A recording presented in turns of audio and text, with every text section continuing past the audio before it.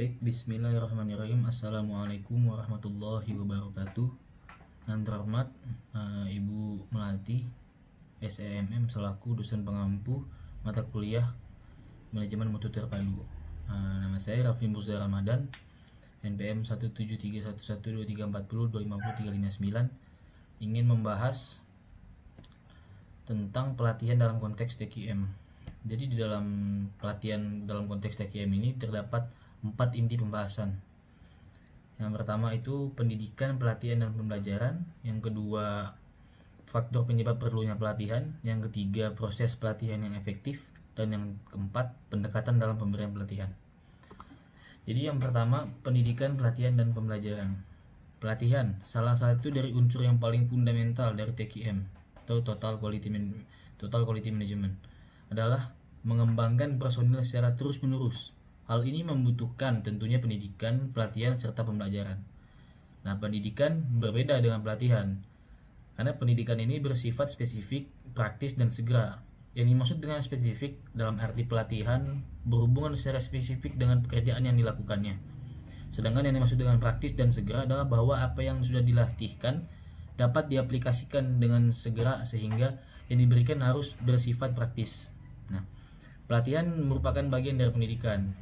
Pendidikan lebih bersifat filosofis dan teoritis. Walaupun demikian, pendidikan dan pelatihan memiliki tujuan yang sama, yaitu pembelajaran. Di dalam pembelajaran terdapat pemahaman secara implisit. Melalui pemahaman, karyawan dimungkinkan untuk menjadi seorang inovator, pengambil inisiatif, pemecah masalah yang kreatif, serta menjadi karyawan yang efektif dan efisien dalam melakukan segala pekerjaan. Nah, pelatihan ini dapat dibagi menjadi 3 kategori: in-house atau on-site training, terus ada external atau outside training, dan kombinasi keduanya.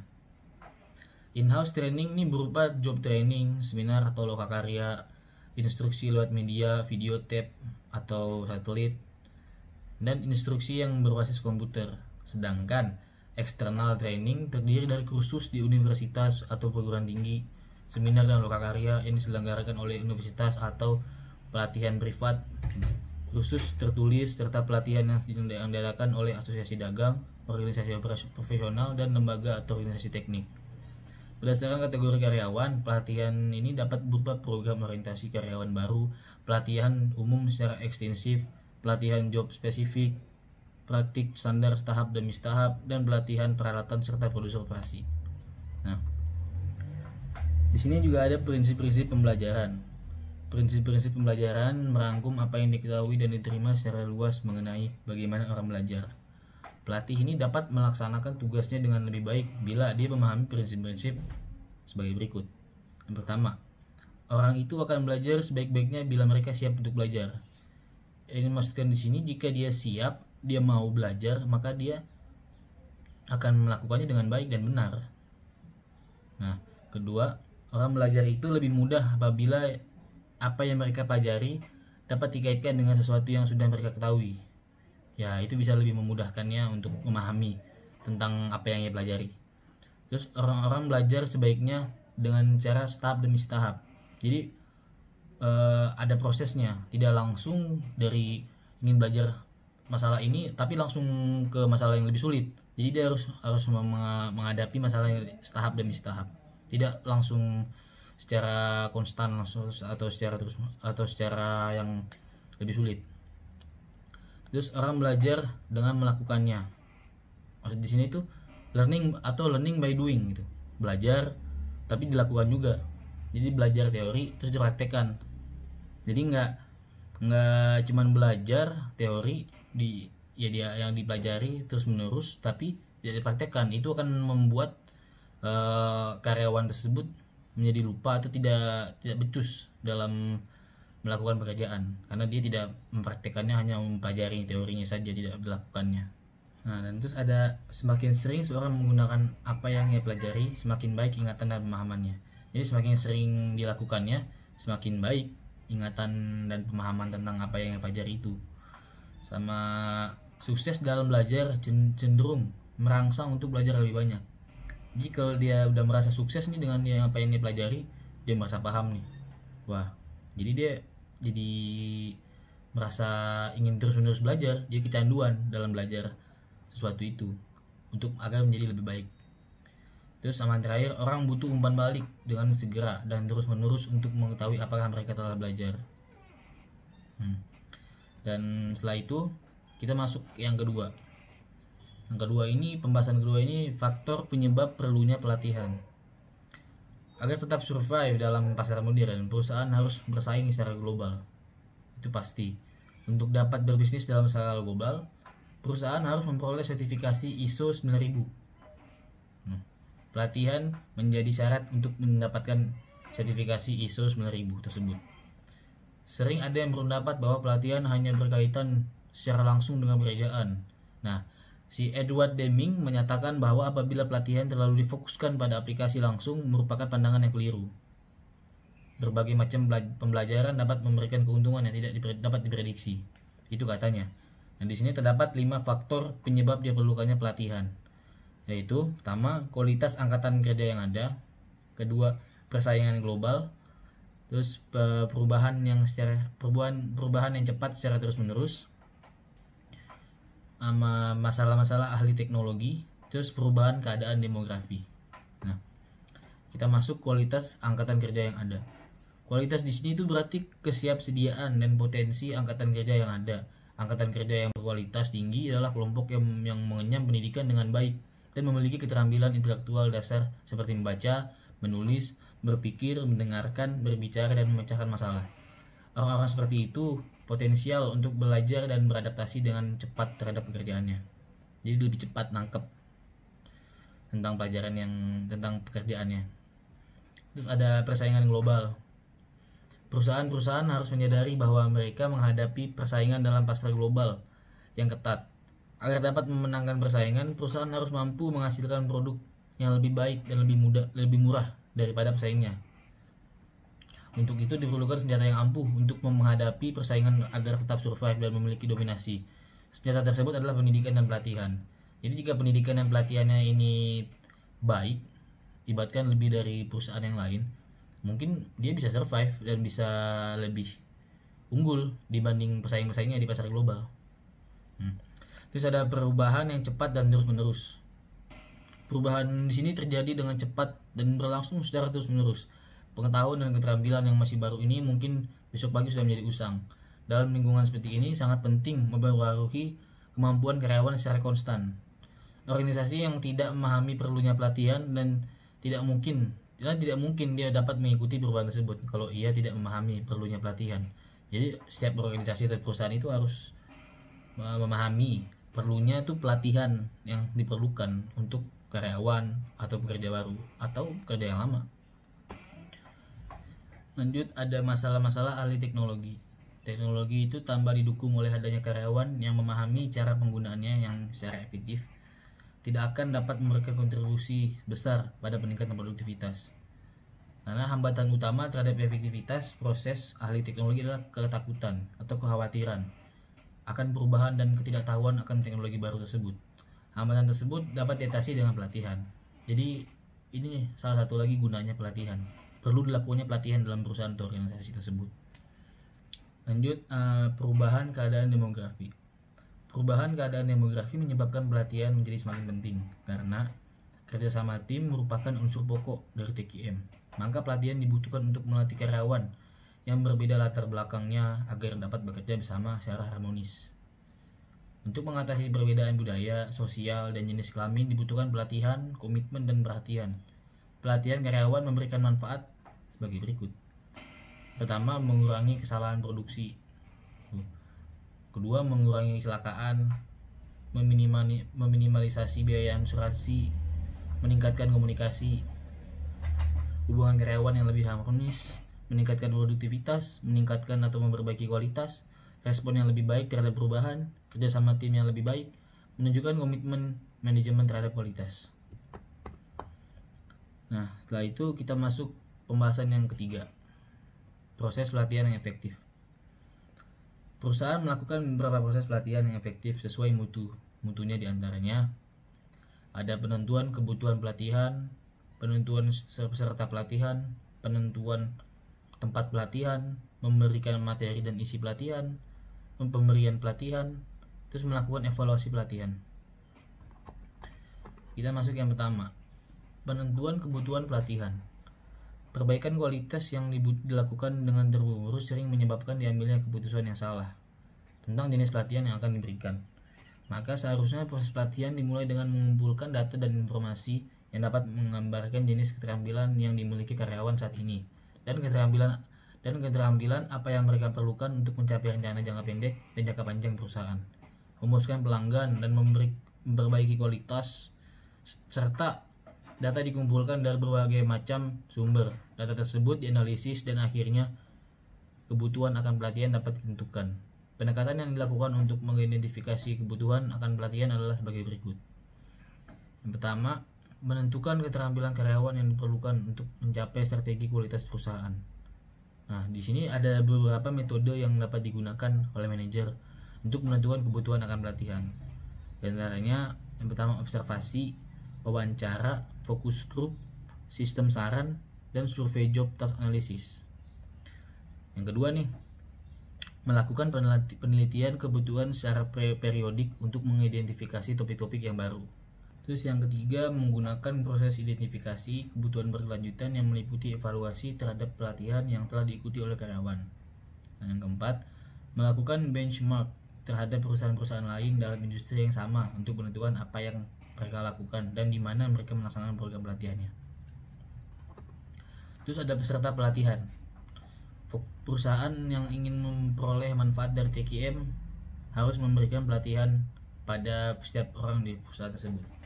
Nah, manajemen eksekutif terlebih dahulu harus diberi pengertian mengenai orientasi terhadap filosofi TQM, termasuk eksplorasi mengenai TQM, manfaat implementasi TQM, hambatan untuk mencapai kesuksesan, dan penggunaan alat-alat TQM.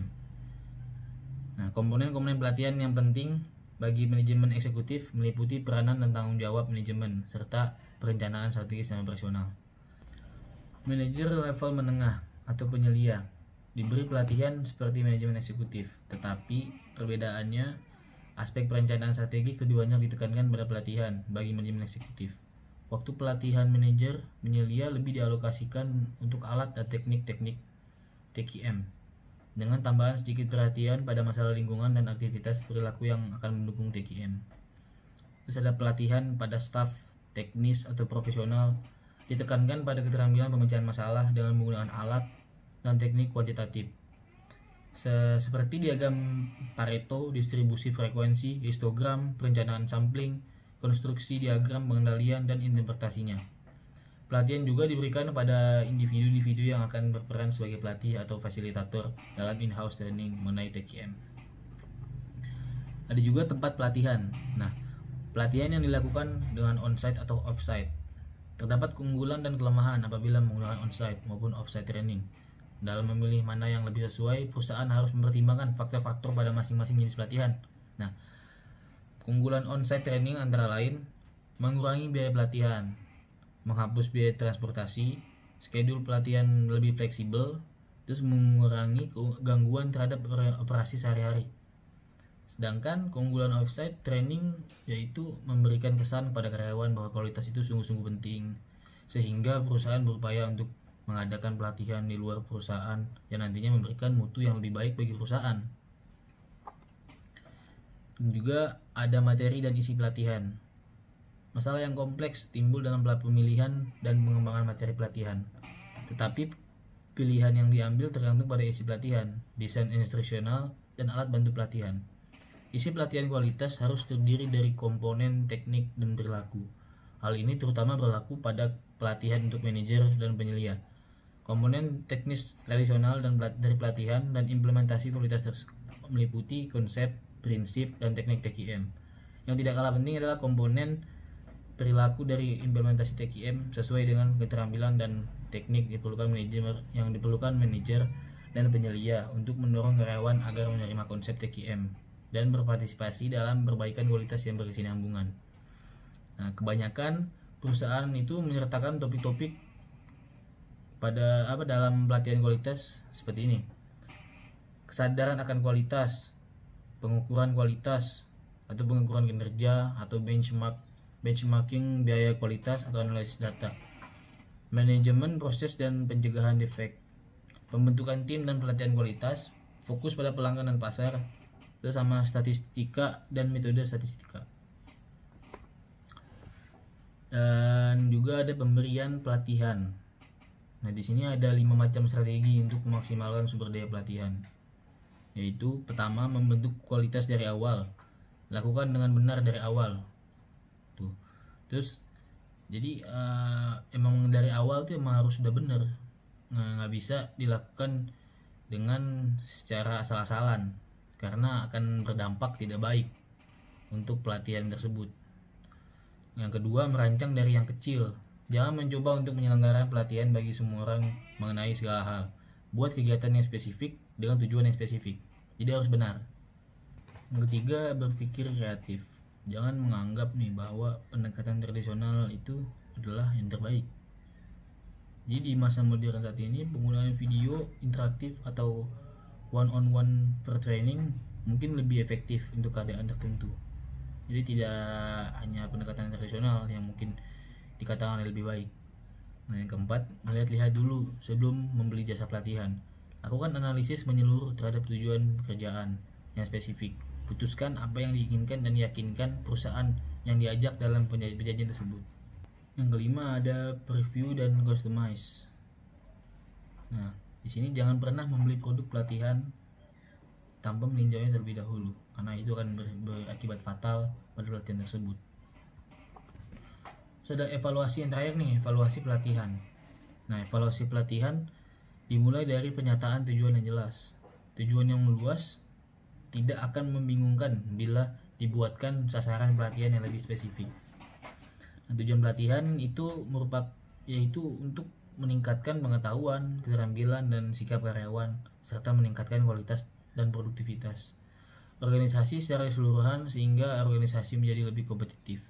Dengan kata lain, tujuan pelatihan adalah meningkatkan kinerja dan pada gilirannya akan meningkatkan daya saing. Mengevaluasi validitas pelatihan dilakukan dengan 2 tahap proses.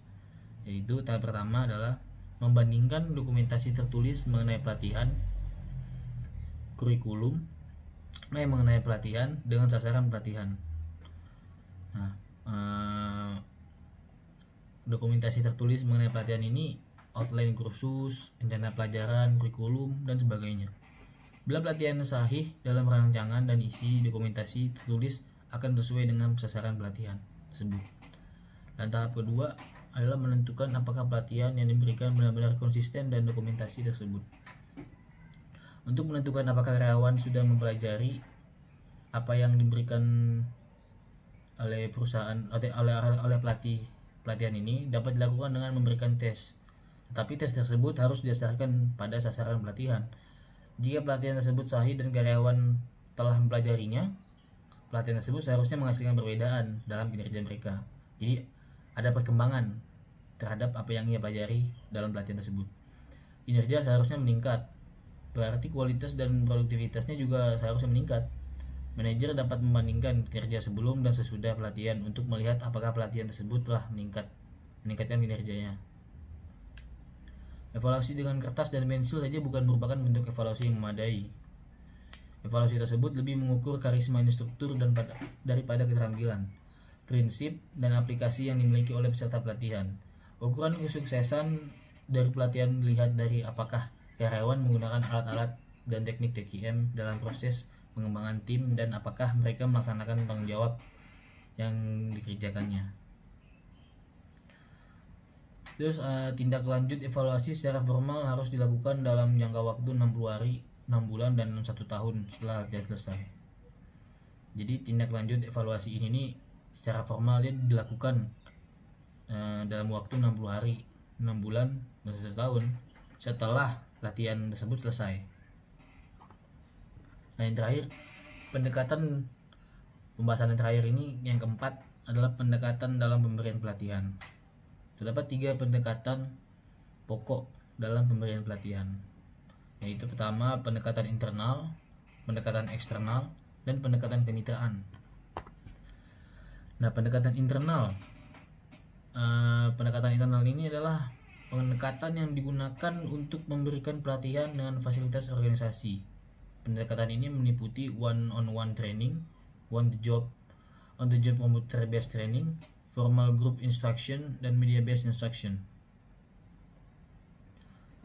Jadi one-on-one training ini dilaksanakan yaitu dengan menempatkan karyawan yang kurang terampil dan belum berpengalaman atau belum memadai di bawah instruksi karyawan yang lebih terampil dan pengalaman. Dan computer based training penerapannya sangat cocok untuk memberikan pengetahuan umum. Metode ini bersifat self-paced, individualism, dan dapat menyajikan umpan balik yang cepat dan terus-menerus pada pemakainya. Ada juga formal group instruction, sejumlah karyawan yang memerlukan pelatihan umum dan dilatih bersama. Metode itu meliputi kuliah, demonstrasi, penggunaan multimedia, sesi tanya jawab, permainan peran atau role playing, dan simulasi. Dan terakhir ada media based instruction, sangat banyak digunakan dalam pendekatan internal. Jadi media instruksi ini nih sangat sering lah, ya mungkin bisa dibilang lebih efektif yang dilakukan dalam pendekatan internal. Cara yang paling sederhana dilakukan dengan bantuan satu set audio tapes, sedangkan lebih komprehensif menggunakan video atau dan buku kerja. Pemanfaatan Laserdisc interaktif atau kombinasi antara komputer, video, dan teknologi Laserdisc juga efektif untuk digunakan dalam pendekatan internal. Jadi pendekatan media based instruction ini ya bisa dibilang lebih efektif dari yang lainnya. Nah, yang kedua itu pendekatan eksternal. Pendekatan eksternal adalah pendekatan yang dilakukan dengan jalan mendaftarkan karyawan pada program atau kegiatan yang diberikan oleh lembaga pemerintah, lembaga swasta, organisasi profesional, dan perusahaan pelatihan swasta. Dan yang dilakukan pendekatan ini adalah mendaftarkan karyawan dalam pelatihan jangka pendek dalam jam kerja, dan mendaftarkan karyawan dalam pelatihan jangka panjang seperti kursus-kursus. Pendekatan eksternal ini terutama digunakan untuk mengembangkan keterampilan umum bagi karyawan. Terus yang terakhir juga dari pendekatan ini ada pendekatan kemitraan. Nah, pendekatan kemitraan ini mulai banyak dijalin antara perusahaan dengan perguruan tinggi untuk memberikan customized training. Kemitraan dengan perguruan tinggi ini memberikan keuntungan kepada perusahaan yang ingin menyelenggarakan pelatihan bagi karyawannya. Perguruan tinggi memiliki tenaga profesional dalam bidang pendidikan dan pelatihan. Mereka sangat memahami cara mentransformasikan tujuan pelatihan ke dalam materi pelatihan yang bersifat customized. Perguruan tinggi juga memiliki sumber daya yang dapat mengurangi atau menghemat biaya pelatihan organisasi tersebut. Keuntungan lainnya adalah adanya kredibilitas, formalisasi, standarisasi, dan fleksibilitas. Jadi pendekatan kemitraan ini mungkin lebih pas lah ya untuk melakukan pelatihan terhadap karyawan baru atau terhadap karyawan lama. Nah, di sini ada juga penyebab kegagalan pelatihan. Jadi tidak selamanya suatu pelatihan dilakukan akan berhasil. Bahkan banyak pelatihan yang gagal. Banyak faktor yang menyebabkan kegagalan suatu pelatihan. Misalnya pengajaran yang tidak baik, materi kurikulum pelatihan yang tidak tepat, terus perencanaan yang jelek, dana yang tidak memadai, dan kurangnya komitmen. Jadi Juran ini mengemukakan dua penyebab utama yang lebih serius dan seringkali terjadi, yaitu pertama, kurangnya partisipasi manajemen dalam perencanaan. Nah, jadi setiap level operasional itu perlu dilibatkan dalam perencanaan pelatihan. Dengan demikian, manajemen dan level operasional bersama merencanakan kebutuhan atau akan pelatihan. Jika tidak, maka akan menjadi salah satu penyebab kegagalan pelatihan TQM. Jadi sangat penting ini partisipasi manajemen dalam pelatihan. Nah, penyebab kegagalan pelatihan ini yang terakhir ada jangkauan yang terlalu sempit. Pelatihan ini bertujuan memperbaiki kualitas, maka harus dimulai dari aspek yang luas dan umum, baru ke aspek yang lebih spesifik. Seringkali nih organisasi langsung memberikan pelatihan mengenai aspek TQM tertentu sebelum pada karyawannya memahami kerangka umumnya. Jadi sebelum dia paham tentang kerangka umumnya, dia sudah langsung mengajari ke hal yang lebih spesifik tentang pelatihan tersebut. Jadi ini mungkin faktor lain penyebab kegagalan TQM. Mungkin cukup sekian pembahasan dari konteks pelatihan dalam konteks TQM yang saya sampaikan. Kurangnya mohon dimaafkan. Billahi taufiq wal hidayah. Wassalamualaikum warahmatullahi wabarakatuh.